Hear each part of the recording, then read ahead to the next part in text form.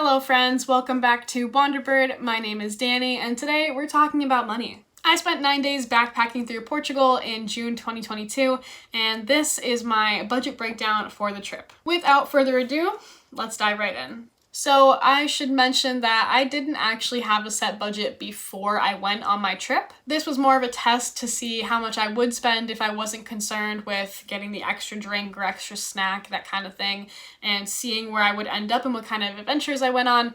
And I didn't know exactly what would happen, where I would be, and it all kind of came together perfectly, but I really didn't have any budget to start. I wrote down every single penny that I spent while I was there, from flights to accommodation to transportation to food to miscellaneous shopping items. Whatever it was, I wrote it down with the date and I broke it down into categories, and we're going to look at each of those categories now. I have a trip coming up in about a month from the time of filming this, and looking at my old packing stuff and this budget, I hope I learned from my past travels and past mistakes, because baby Dani was just too cute. But we'll see what happens with that. For now, let me start going through the categories. So, the categories that we have: flights, accommodation, souvenirs, entrance fees, miscellaneous, transportation, food items, and that's it. So out of the 7 categories, looking at this, the food items is definitely the longest list, but I'm pretty sure the most expensive was flights. I might need to do some quick calculations here. So the way I wrote everything down when I was there was in euros, and so that's the total that I'm going to be giving, and feel free to convert that to whatever currency you'd like. The only 2 things that are different are the flights and the money exchange. So I'm pretty sure I got a bad deal on the money exchange. I'm not really sure. And the flights in total was about $400 round trip from New York to Lisbon and back. So I'm going to start with accommodation. I stayed in 4 places over my trip. The first one in Lisbon, called This is Lisbon Hostel. I stayed there for 2 nights, I believe. However, I made a solo travel newbie mistake and forgot about time changes somehow, and booked an extra night before I even got there that I could not get refunded. Dummy. So it's a lesson to always check what dates you're flying in after time change and everything. So I ended up paying for an extra night there, but you do what you gotta do. For a couple of those nights, it was 37 euros. The second place was Moon Hill Hostel in Sintra. That one, for I believe it was 3 nights, was 58 euros. I stayed in Le Penguin Hostel in Faro for, I believe it was another 3 nights, I think, and that one was 76.73. And then Avenue Room and Suites back in Lisbon for 1 night was kind of expensive, even though it wasn't that nice, but about 56.76 euros. So altogether, my accommodation came to around 228 euros and 48 and change. So not too bad for 9 days, I'd say. Next is transportation. I tried my best to take things like cheap buses and trains and all sorts of things, like the metro and tuk-tuks, and it was actually really fun. I don't live in an area with a lot of public transportation that's accessible, so whenever I go somewhere, I love to try the public transportation. It sounds silly, but it all worked out really well. So I took a few city buses on this trip, ranging from 2 to 3 euros. I took a subway ride, which was about 2 euros. I took one longer bus from Faro to Lagos and back, which was about 12.35. I took a few tuk-tuks. One was 10 euros and the other one was only 4 because I split it with 4 people. And the trains between cities in total were about 25 euros. So for transportation in total, I spent about 75.3 euros. I went to about 6 places that had entrance fees. I went to Casto St. George, the convent ruins. I went to Quinta de Regaleria.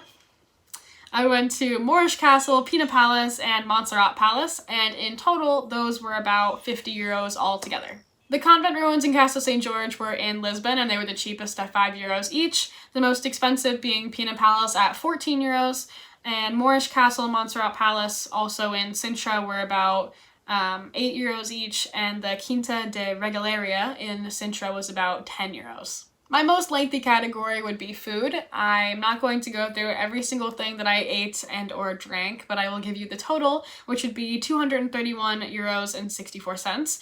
I got a bunch of pastries, a bunch of sumals, some ice cream. I even had McDonald's and Starbucks at some points in like airports and everything.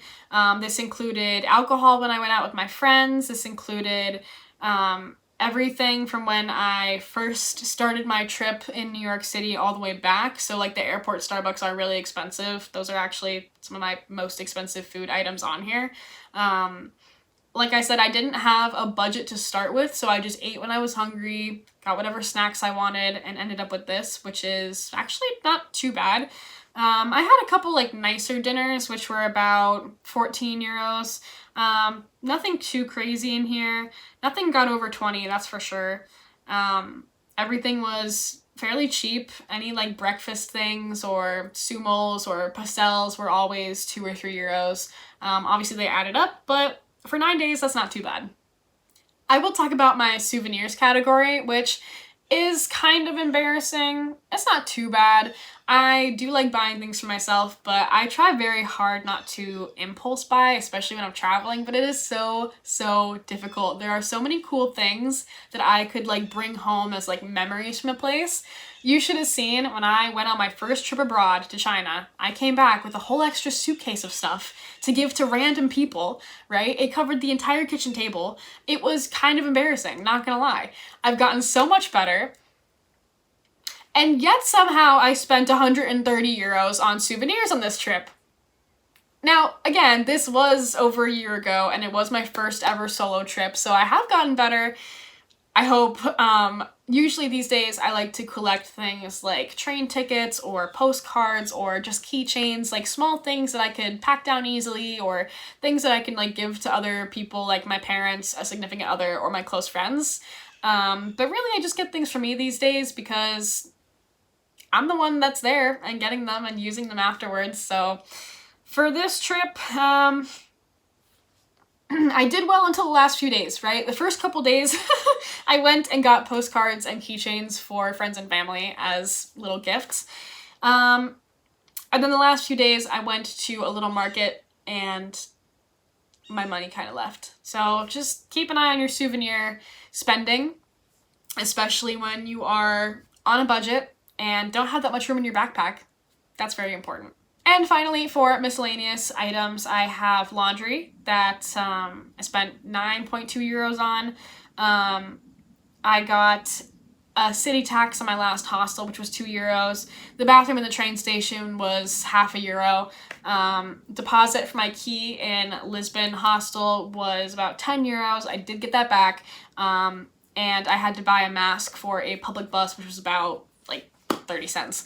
So altogether in that, I spent about 22 euros total, which brings my total for the entire trip, flights, transportation, accommodation, souvenirs, miscellaneous, food, drinks, everything, at 1,137 euros and 32 cents.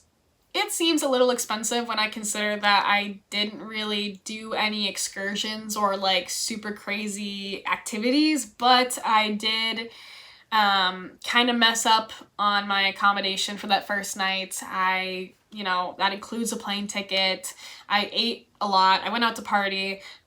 So not bad for 9 days in another country, I'd say. So if you have any questions whatsoever about this or budgeting for a trip like this, please let me know in the comments. If you liked this video and want to see more similar to this, hit the like button and the subscribe button. I have tons of content coming out very soon that I'm very excited about, and I hope you all will stick around for the ride. I hope you have a great day, and I will see you very soon. Bye!